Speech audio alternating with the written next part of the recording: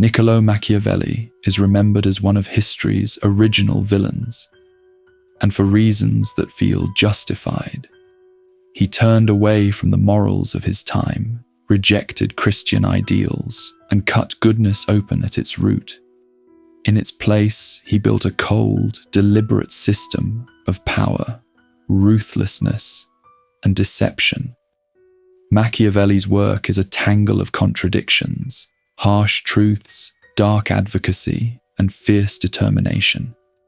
Yet if you look beyond the caricature of his name, you'll find sober lessons about how the world really works and how to move within it.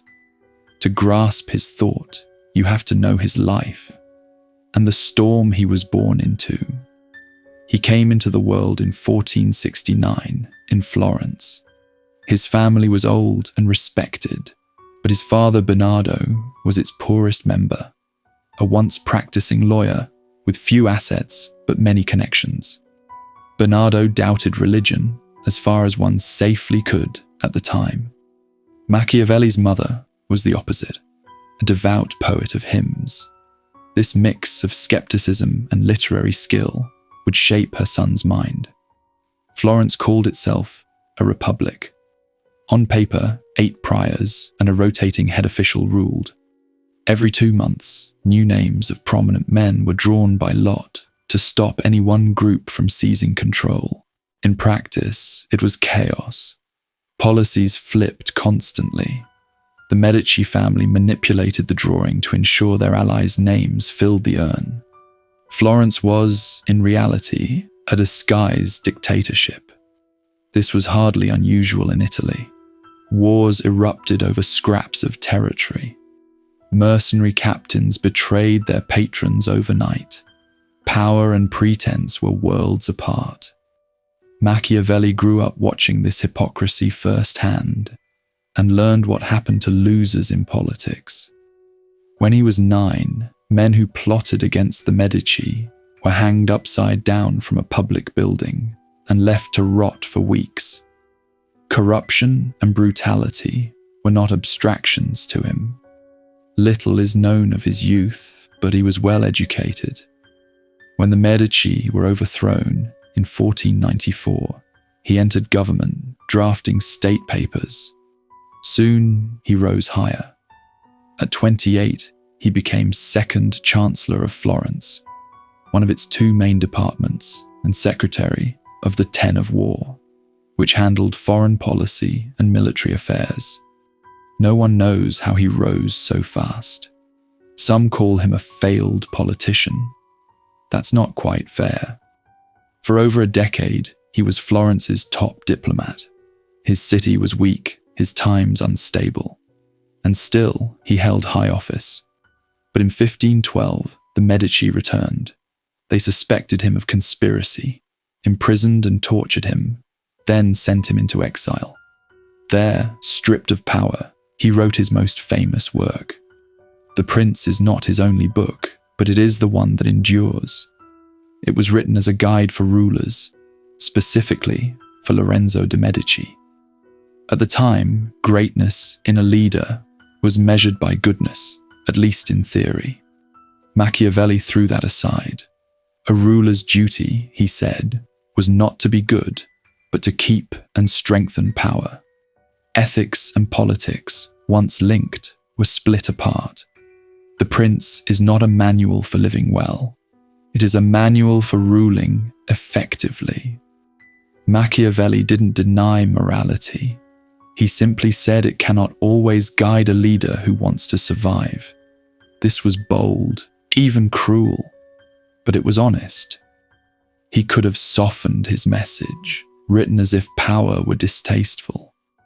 Instead, he wrote plainly, tearing apart comforting ideals and laying down a grim but often accurate picture of the world.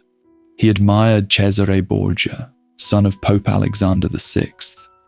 With his father's backing, Borgia carved out a state in Italy. In 1502, he seized the city of Cesena, then left his lieutenant, Ramiro de Lorqua, to impose order.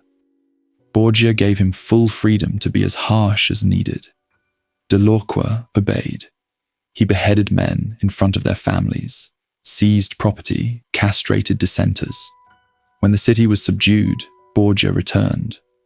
By then, the people hated Dell'Orqua, and by extension, Borgia. So Borgia staged a masterstroke. One night, he had Dell'Orqua cut in two, his head stuck on a pike, and the pieces displayed in the town square.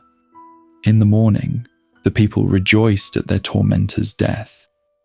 Borgia addressed them, claiming Dell'Orqua had acted alone, a savage monster he himself had put down for the public's sake. It was ruthless, theatrical, and effective. A betrayal of a loyal servant, yet a perfect act of power. Throughout The Prince, Machiavelli praises Cesare Borgia as the model ruler. Machiavelli believed that goodness was admirable. It was even desirable. But, he said, you cannot be an effective leader and be good at all times. Politics, to him, was an endless knife fight.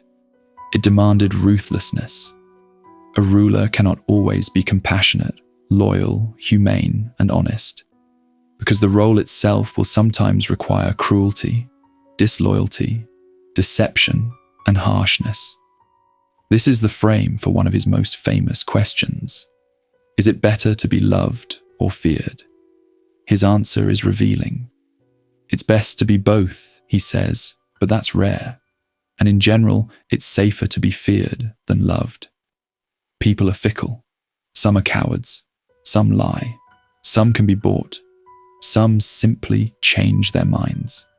They may swear love to you today and betray you tomorrow. But fear, Machiavelli argues, endures. Fear is a real, tangible restraint. It keeps people in line when their affection fades. Love can be forgotten. Fear cannot. You cannot command how people love you, but you can command what they fear. Still, there's a limit. Fear is useful, but hatred is dangerous. Hatred breeds assassinations and conspiracies. So, if you must be violent or cruel, do it swiftly and discreetly. Never let it harden into public hatred. Be loved when you can. Be feared when you must. But never, ever be hated. For Machiavelli, that was the mark of a successful leader. He also stripped honesty from the list of sacred virtues. Honesty, he said, is admirable, but not always effective. A cunning leader will outmaneuver an honest one. Circumstances change, and so must your promises. It may be ugly, but this is what it takes to hold power and build a state.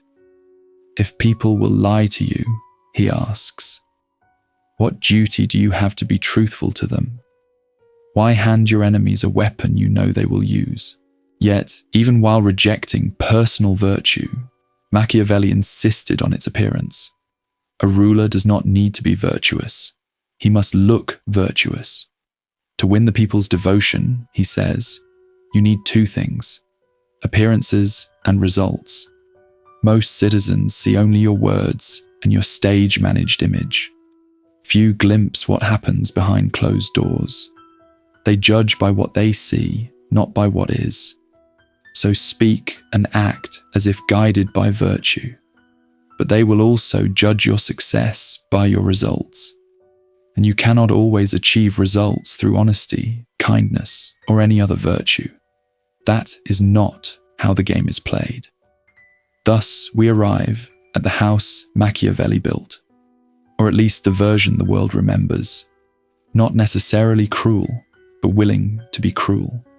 Not innately dishonest, but willing to deceive, to lie, to harm.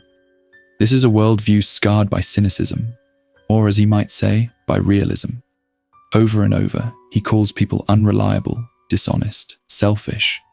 And so, he says, you must be prepared to act the same way. But even this summary is incomplete. His writings hold not only darkness, but also unsettling truths. Machiavelli famously rejected Christianity as a practical guide for life. In The Prince, he writes, almost mockingly, I know many believe that the world is ruled by God and by fortune, and that no matter how shrewd men are, they can do nothing to protect themselves. He scoffs at the idea of God controlling our fates, and in that there is a kind of inspiration. You, not God, hold agency over your life. Now act. As always, Machiavelli treats life itself as a struggle, a contest between virtù and fortuna. Throughout The Prince, he uses the word virtù. It sounds like virtue, but that's a misleading translation. Machiavelli was not obsessed with a simple struggle between good and evil. What fascinated him was success versus failure, strength versus weakness. There is no neat English word for virtù. Prowess comes close, as does force of character. But virtù is broader. It is any quality that lets you reach your goals. Talent, boldness, courage, willpower, cunning, intelligence. It is the inner power that creates agency. With virtù, a person can become truly great. Set against this is fortuna, fortune. Here Machiavelli is more straightforward. Fortuna is the part of life we cannot control. He writes that fortune determines about half of what happens to us. The other half belongs to us and to our virtù. He uses a striking image. Imagine a river that regularly floods a valley, destroying villages and killing people. That is fortuna. But we are not helpless.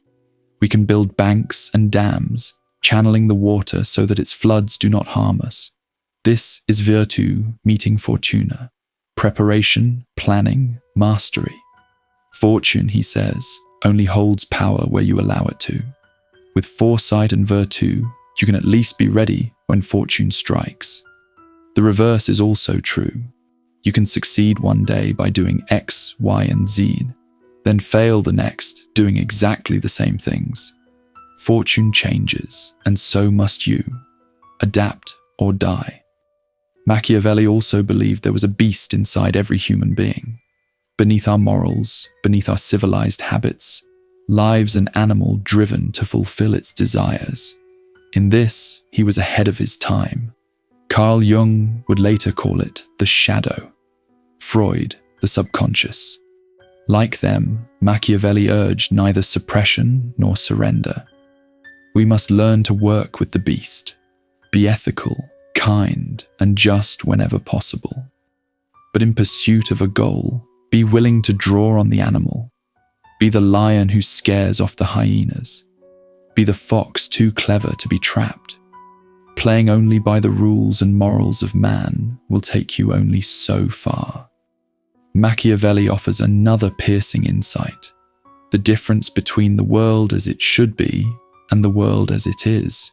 He warns that the gap between these two things is enormous. If you live by how the world ought to be, rather than how it actually works, you author your own destruction. The world is no utopia. There is goodness in it, but it is not wholly good. There are traps, lies, and threats. You must be wary of them and act with resilience. Live according to reality, not to your hopes about reality. This, more than any easy label of villainy, strikes at the heart of Machiavelli's philosophy. And yet, when we try to put his principles into practice, we hit problems.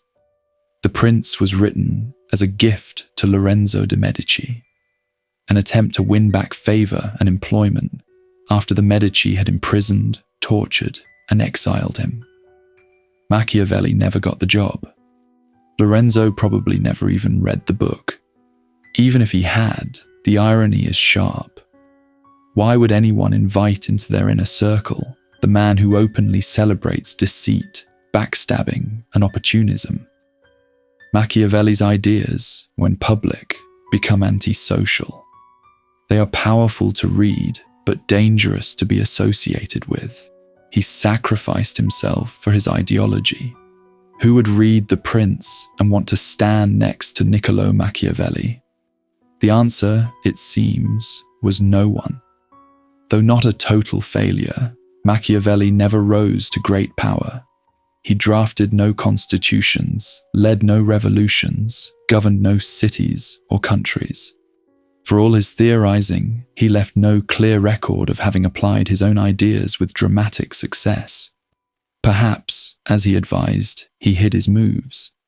But history leaves little evidence of a truly Machiavellian Machiavelli. After the prince failed to win him office, he drifted back into womanizing and wrote bawdy comedies that made him famous but did not return him to politics. At one point, a Medici cousin asked for his advice on a looming war between France and Spain. He was tasked with strengthening Florence's defences, but when the time came, the Spanish bypassed Florence entirely and sacked Rome instead. The Medici fell again, and Machiavelli was out of work once more. He became ill and died within a month. His political career was small, but his legacy is vast. When The Prince finally appeared in print, an English cardinal said it had been written by Satan's finger. Pope Paul IV banned it at once.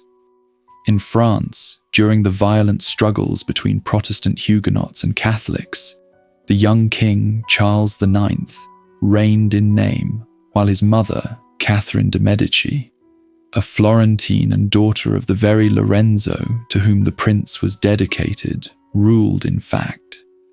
During the St. Bartholomew's Day massacre of 1572, thousands of Huguenots were slaughtered. Catherine was blamed. A survivor, Innocent Gentile, published a book depicting Catherine as a compulsive reader of Machiavelli and branding Machiavelli as the archetype of a cruel Italian villain. His work wrenched Machiavelli's ideas out of context and convinced readers that Machiavelli advocated unrestrained brutality and the rejection of virtue altogether. This distorted version spread quickly. It was translated into Latin and English before The Prince itself was available in English. Machiavelli's name moved from elite discourse into popular culture, inspiring the stock figure of the scheming villain in plays and literature. His name became a synonym for evil. In reality, Machiavelli's thesis was narrower, that Christian morals and effective leadership were not always compatible. Most people today would probably agree. While public opinion never fully softened, his philosophy has been embraced by leaders around the world. They are not all moral, nor all amoral, not all authoritarian, nor all permissive. But whether he predicted modern politics or helped shape it, his writings describe today's power games with uncanny accuracy. Modern politicians must maintain a facade of morality, and one hopes act on it when possible. But in practice, there remains a gap between ethics and ambition. Few would deny this. For me, the most interesting part of Machiavelli is not the early debates about his politics, but the deeper reflections on life, power, and human nature. They hold a wisdom that is timeless, even if we wish it were not. I resist much of Machiavelli's cynicism. I would never want to be like Cesare Borgia, nor have a leader like him. I believe people are basically good. Machiavelli would laugh at me. He would say, I am living by how I think the world should be, not how it is. There is a single-minded force in his writing. He does not care about goodness, about God, or about friends. His philosophy cares about one thing: power. And there is something almost admirable in that determination, even if it is not relevant to every life. Like all great villains, Machiavelli is dangerous. It is dangerous to swallow his ideas whole, and perhaps just as dangerous to ignore them completely.